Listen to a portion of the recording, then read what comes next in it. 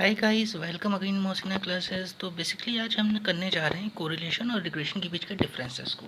ये दो टॉपिक जो होते हैं या ये जो दो नाम होते हैं बहुत कंफ्यूज करते हैं हमें। तो इसी को समझते हैं बेसिकली क्या डिफरेंस है दोनों के बीच में। अभी तक हमने कोरिलेशन पढ़ लिया, रिग्रेशन पढ़ लिया और उसके एमसीक्यू पढ़ लिए। अब हम पढ़ते हैं उसके डिफरेंसेस को। तो स्टार्ट करते हैं अपने क्लास को। कोरिलेशन जो होता है बेसिकली वो रिप्रेजेंट करता है किसको? लीनियर रिलेशनशिप को। ये इसकी बहुत बड़ी क्वालिटी है, ठीक है।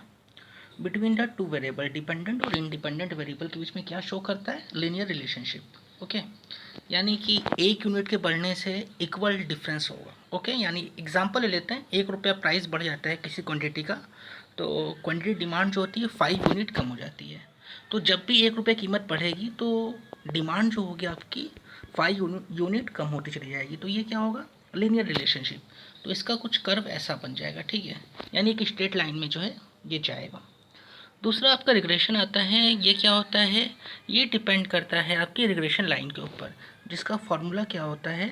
y equal to A plus B X. Okay, इसकी हेल्प से बेसिकली हम क्या कर सकते हैं ये समझना होगा हमें। यानी एक वेरिएबल या हमें पता हो, वो डिपेंडेंट पता हो या इंडिपेंडेंट पता हो, कोई एक वेरिएबल पता हो हमें। ओके, वो x पता हो या y पता हो, उसके बेस पे हम दूसरे वेरिएबल को निकाल लेते हैं। जो हमें पता होता है उसे हम इंडिपेंडेंट कहते हैं और जो नहीं पता होता उसको हम डिपेंडेंट कहते हैं। यानी इंडिपेंडेंट के बेस पे डिपेंडेंट हम निकाल सकते हैं। तो ये फिट द बेस्ट की बात कर रहा है, fit the best line and estimate one variable on the basis of another variable. ठीक है, एक्स के बेसिस पे वाई को निकालना, वाई के बेसिस पे एक्स को निकालना। और यहाँ पे जो कोरिलेशन के अंदर होगा सिर्फ और सिर्फ हम जो है एक वेरिएबल को ही निकाल सकते हैं। यहाँ पे हम दोनों वेरिएबल को निकाल सकते हैं। दैट्स वाई रिग्रेशन के अंदर दो लाइंस भी होती हैं। आगे बढ़ते हैं। इसमें कॉज एंड इफेक्ट का रिलेशनशिप होता है जो उतना क्लियर नहीं होता। कई बार हमें पता नहीं होता कि डिपेंडेंट कौन सा है और इंडिपेंडेंट कौन सा है रिग्रेशन के अंदर, कोरिलेशन के अंदर। ओके, बट रिग्रेशन के अंदर क्या है, ये clear cause and effect relationship होता है। यहाँ हमें पता होता है क्योंकि हम क्या होता है, हमें फाइंड करना होता है डिपेंडेंट को on the basis of independent. That's why यहाँ पे ये कॉन्सेप्ट बहुत क्लियर होता है आपका। कोफिशिएंट ऑफ कोरिलेशन वेरी करता है फ्रॉम +1 टू -1। ठीक है, ये हो सकता है आपका मिनिमम वैल्यू -1 और मैक्सिमम वैल्यू +1 हो सकती है कोफिशिएंट ऑफ कोरिलेशन की। But it is not necessary in regression case. ठीक है, तो ये इसके लिए कंफर्म नहीं कि वैल्यू 1 ही हो, बट इसका जो मल्टीप्लिकेशन होता है दोनों रिग्रेशन कोफिशिएंट का, वो can not more than 1। Regression coefficient 2 होते हैं आपके और दोनों का मल्टीप्लिकेशन 1 से ज़्यादा नहीं हो सकता, ये इसकी कंडीशन है। Correlation coefficient is independent of change of scale and origin. यहाँ पे देखिए दो टर्म आ रहा है आपके पास। ओरिजिन, ओरिजिन का मतलब क्या होता है? प्लस और माइनस से होता है। ठीक है, पहले मैंने कई बार बता दिया, फिर मैं बता रहा हूँ। और स्केल मतलब क्या होता है? मल्टीप्लाई और डिवाइड। ओके, तो कोरिलेशन कोफिशिएंट जो होता है इंडिपेंडेंट होता है, यानी इसमें कुछ भी आप प्लस करो या माइनस करो, कुछ भी मल्टीप्लाई करो या डिवाइड करो, कांस्टेंट वैल्यू, तो उससे कोई भी फर्क नहीं पड़ने वाला, यानी कोरिलेशन कोफिशिएंट चेंज नहीं होने वाला।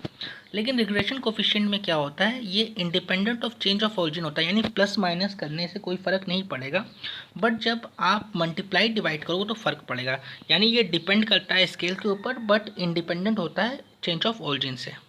ओके, उम्मीद है ये चारों डिफरेंस समझ में आ गया होगा आपको। पांचवा डिफरेंस देखते हैं हम लोग क्या है।